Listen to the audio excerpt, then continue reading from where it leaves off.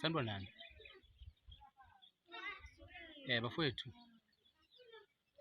ngithi angizochaza nje lento e-dating because ngiyabona ukuthi amantombazane ba-understand-i, ikakhulukazi abantu besifazane. I-dating ngeke umuntu ecela ukukhipha. Siyazi ukuthi into yabelungu bafowethu, into yaqala kwelungu kodwa agcine isingena nakuthina. Inkinga ithe mingena kuthina bafowethu, washo ukuthi asi-understand ukuthi yini.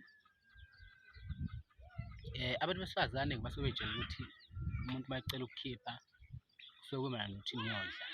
Akukho mayelana nokuthi niyodla. I-dating kahle kahle nisuke niyobhonda, kahle kahle nisuke niyoxoxa ukuze ni-communicate nazane kangcono.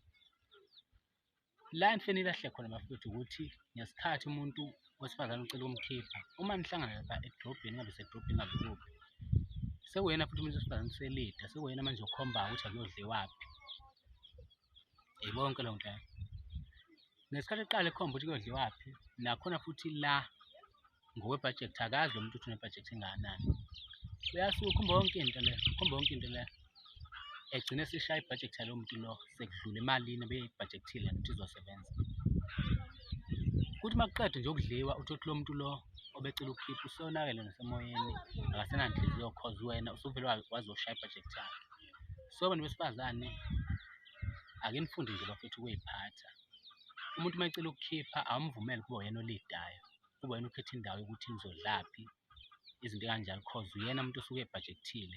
Kahle kahle lento yokuthi niy'khiphe iyena muntu osuke ehlela kakhulu kunawe, wena nje kuphela kuwukuthi ufike kuphela.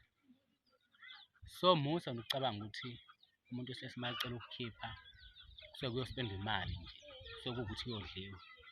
Understand ukuthi lapha niyoxoxa, niyobhonda laphana, niyokwazana kangcono. So bafowethu, kubalulekile ngempela ukuthi into uma uzoyifaka kuyo noma uzoyenza, okokuqala qala ube ne-understanding yayo, futhi wazi ukuthi uma nisuke umuntu ethi ucela ukukhipha niyokwenzani laphana, yini inhloso, kufanele wena uy'phathe kanjani. So siyanicela abantu besifazane ukuthi i-understand-eni le nto le yokuthi umuntu uma ecela ukukhipha usuke esho ukuthini.